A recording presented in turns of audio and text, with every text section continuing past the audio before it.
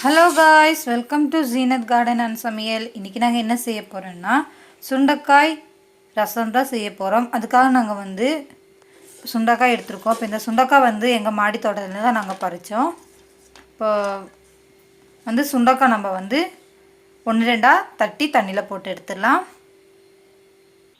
இப்போ நம்ம சுண்டைக்காய் 1-2 இடியோரக்கல் வச்சுருப்பீங்கள்ல, இந்த இடியோரக்கல் வச்சு நம்ம 1-2 தட்டி தட்டி எடுத்துடலாம். எடுத்து தண்ணியில் போட்டுடலாம்.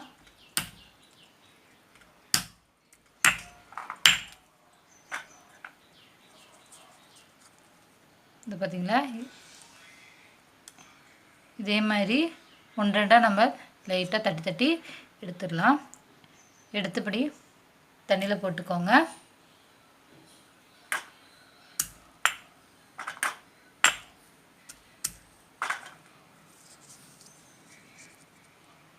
நம்ம தட்டியாச்சு. இதே மாதிரி மீதி இருக்கிற சுண்டைக்காயை நம்ம தட்டி தண்ணியில் போட்டு எடுத்துடலாம். இப்போ நம்ம சுண்டைக்காய் நல்லா பார்த்திங்களா தட்டி தண்ணியில் போட்டிருக்கோம். இப்போ 2 தண்ணி கழுவி திருப்பி நாங்கள் தண்ணியில் போட்டு வச்சுருக்கோம் சுண்டைக்காய். இப்போ வாங்க ரசம் எப்படி செய்யுதுன்னு வாங்க பார்க்கலாம். இப்போ நம்ம ரசம் செய்கிறதுக்காக மிளகு சீரகம் எடுத்துருக்கோம். இப்போ இந்த மிளகு சீரகம் மிக்ஸி ஜாரில் போட்டு நல்லா அரைச்சி எடுத்துகிட்டு வந்துடலாம்.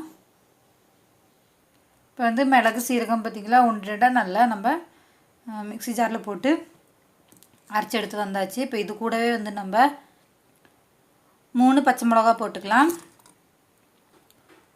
பூண்டு பல் போட்டுக்கலாம். ஒரு 10-15 பூண்டு பல் போட்டுக்கோங்க. இது கூட நாங்கள் 1.5 தக்காளி எடுத்துருக்கோம். 1.5 தக்காளி போட்டுக்கலாம். இப்போ ஒன்று கூட நல்லா நைஸாக அரைச்சி எடுத்துகிட்டு வந்துடலாம். இப்போ நம்ம நல்லா நைஸாக அரைச்சி எடுத்து வந்தாச்சு. இப்போ நம்ம இது ஒரு பவுலுக்கு மாற்றிக்கலாம். நம்ம ஒரு பவுலுக்கு மாற்றியாச்சு. இப்போ நம்ம ரசத்துக்கு தேவையான புளி ஊற வச்சுக்கலாம்.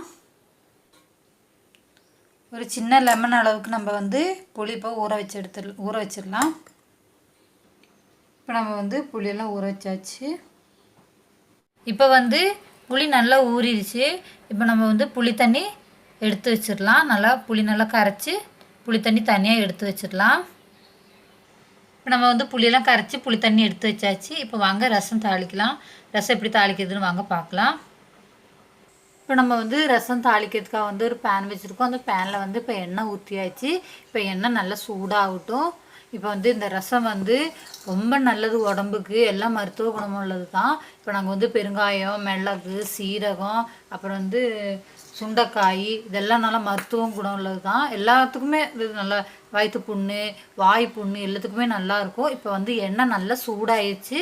இப்போ நம்ம கட்டி பெருங்காயத்தை நாங்கள் போட போகிறோம். அதனால் நாங்கள் எண்ணெயில் போட்டிருக்கோம். நீங்கள் பெருங்காய பவுட்ரு போடுறதா இருந்தாங்கன்னா நீங்கள் எல்லாம் தாளிச்சதுக்கப்புறம் லாஸ்ட்டில் போட்டுக்கோங்க. இப்போ பெருங்காயம் நல்லா பொரிஞ்சு வந்துடுச்சு. இப்போ நம்ம வெந்தயம் போட்டுக்கலாம். இப்போ வெந்தயம் நல்லா வெடித்து வரட்டும். பார்த்திங்கன்னா வெந்தயம் கூட நல்லது தான் உடம்புக்கு, நல்லா குளிர்ச்சி கொடுக்கும். இப்போ நம்ம கருவேப்பிலை போட்டுக்கலாம். கடுகு போட்டுக்கலாம். இப்போ சாம்பார் வெங்காயம் நல்லா வதங்கட்டும். இப்போ சாம்பார் வெங்காயம் நல்லா வதங்கிடுச்சு. இப்போ நம்ம சாம்பார் வெங்காயத்து கூட சுண்டைக்காய் போட்டுக்கலாம். இப்போ சுண்டைக்காய் நல்லா வதக்கி எடுத்துடலாம். இப்போ நம்ம கருவேப்பிலையும் போட்டுக்கலாம். கருவேப்பிலையும் நல்லது தான், முடி வளர்ச்சிக்கெல்லாம் கருவேப்பிலை நல்லது தான். நிறைய பேர் கருவேப்பிலை அப்படியே ஓரமாக தூக்கி போட்டுருவாங்க. நீங்கள் கண்டிப்பாக கருவேப்பிலையும் போட்டு சாப்பிடுங்க. அப்போ நீங்கள் கருவேப்பிலை போட்டால் நல்லா முடி நல்லா வளரும், கண் பார்வை நல்லாயிருக்கும். அதனால் நீங்கள் கருவேப்பிலெல்லாம் தூர போட்டாமல் சாப்பிடுங்க. பசங்களுக்கும் அதேமாதிரி நீங்கள் சொல்லி கொடுங்க, அப்போ பசங்களும் சாப்பிடுவாங்க. நம்ம கருவேப்பிலை நல்லா போட்டாச்சு. இப்போ சுண்டைக்காய் நல்லா வதங்க விட்டுடலாம். இப்போ நம்ம கட்டி பெருங்காயம், கடுகு எல்லாம் போட்டோம். போட்டதுக்கப்புறம் நாங்கள் காஞ்ச மிளகா போட்டிருக்கோம், கருவேப்பிலை போட்டிருக்கோம், அதே மாதிரி சாம்பார் வெங்காயம் போட்டோம். போட்டதுக்கப்புறம் தான் நாங்கள் இப்போ சுண்டைக்காய் போட்டிருக்கோம். நான் போடும்போது வீடியோ ஆன் பண்ண மறந்துட்டேன். அதனால தான் இப்போ 2வது உங்கள்கிட்ட சொல்லியிருக்கேன். இப்போ பார்த்திங்களா சுண்டைக்காய் ஓரளவுக்கு நல்லா வதங்கிருச்சு. இன்னும் சுண்டைக்காய் எவ்வளோ நல்லா வதக்கணுமோ அவ்வளோ அளவுக்கு டேஸ்ட் நல்லா கொடுக்கும். அது வந்து சுண்டைக்காய் நல்லா வதக்க விட்டுருக்கோங்க. சுண்டைக்காய் நல்லா வதங்கட்டும். இப்போ பார்த்திங்களா சுண்டைக்காய் நல்லா வதங்கிருச்சு. இந்த அளவுக்கு நீங்கள் நல்லா சுண்டைக்காய் நல்லா வதக்கிக்கோங்க.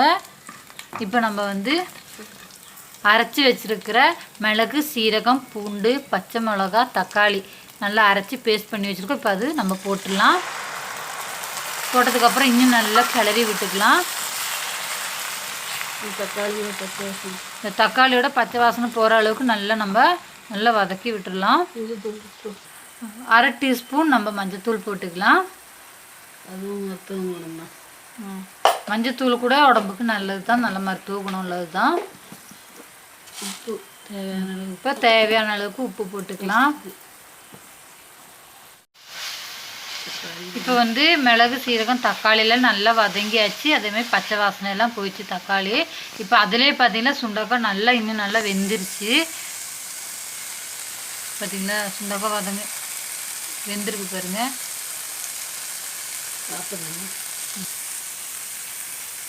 பார்த்தீங்களா சுண்டக்காய் நல்லா வெந்துருச்சு. அதுலேயே கொஞ்சம் சூடாக இருக்குது, அதனால் ரொம்ப இது பண்ண முடியல. இந்த அளவுக்கு நல்லா வதக்கினா போதும். இப்போ நம்ம வந்து இப்போ கரைச்சி வச்சுருக்கிற புளி தண்ணி ஊற்றிடலாம்.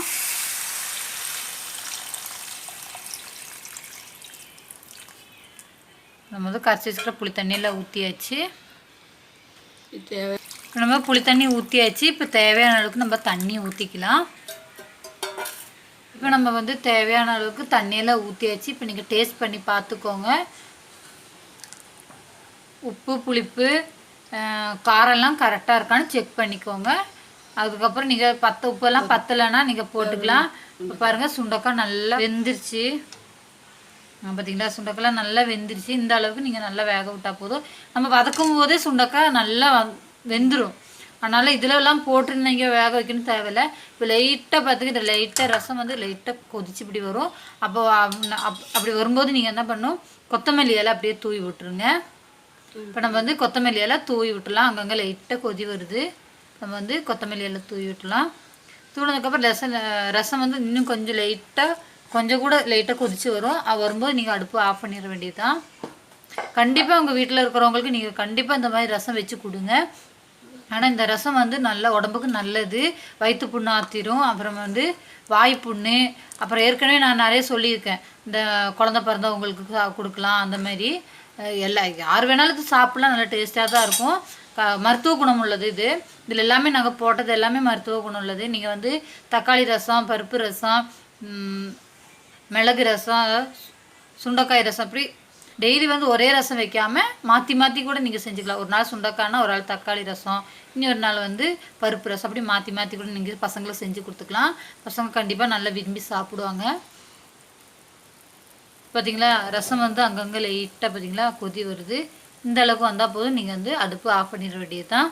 இப்போ ரசம் வந்து நம்ம ஒரு பவுலுக்கு மாற்றிக்கலாம். இப்போ வந்து சுண்டைக்காய் ரசம் ரெடி ஆயிடுச்சு. நம்ம ஒரு பவுலுக்கு மாற்றியாச்சு. பாருங்கள் பார்க்கவும் அதேமாதிரி நல்லா தான் இருக்குது. அதே மாதிரி டேஸ்ட்டும் நல்லாயிருக்கும். கண்டிப்பாக நீங்கள் செஞ்சு பாருங்கள். செஞ்சு உங்கள் பசங்களுக்கு வீட்டில் இருக்கிற பெரியவங்களுக்கெல்லாம் நீங்கள் செஞ்சு கொடுக்கலாம். இப்போ வந்து நான் டேஸ்ட் பண்ணி பார்க்குறேன் எப்படி இருக்குன்னு.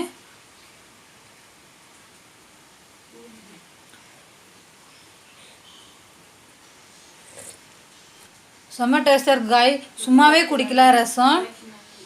இப்போ வந்து கிளைமேட் வேறு மழை பெஞ்சிட்டே இருக்குது. மழை வெயிலாக இருக்குது, சளி பிடிக்கும். அதனால் இப்போ வந்து கண்டிப்பாக நீங்கள் பசங்களுக்கு இந்த மாதிரி செஞ்சு கொடுத்துக்கலாம். செஞ்சு கொடுத்தா பசங்க சும்மாவே குடிக்கிறதுக்கே நல்லா டேஸ்ட்டாக இருக்குது. அதேமாதிரி நீங்கள் வந்து சாதத்தில் ஊற்றி கூட சாப்பிட்லாம். நல்லா டேஸ்ட்டாக இருக்கும். இந்த வீடியோ பிடிச்சிருந்தா மறக்காமல் லைக் அண்ட் சப்ஸ்கிரைப் பண்ணுங்கள், ஷேர் பண்ணுங்கள். நீங்களும் இதேமாதிரி ரசம்லாம் செஞ்சு கமெண்டில் எப்படி இருக்குன்னு சொல்லுங்கள். இப்போ நாங்கள் வந்து சுண்டைக்காய் வந்து ரசம், பொரியல், துவையல், சுண்டைக்காய் குழம்பு எல்லாம் நாங்கள் செஞ்சுருக்கோம். எங்கள் சேனலை ஃபாலோ பண்ணுங்கள். நீங்கள் கண்டிப்பாக அதே மாதிரி நீங்கள் செஞ்சு பார்த்துட்டு கமெண்டில் எப்படி இருக்குன்னு சொல்லுங்கள். Bye guys. இனி அடுத்த வீடியோவில் பார்க்கலாம்.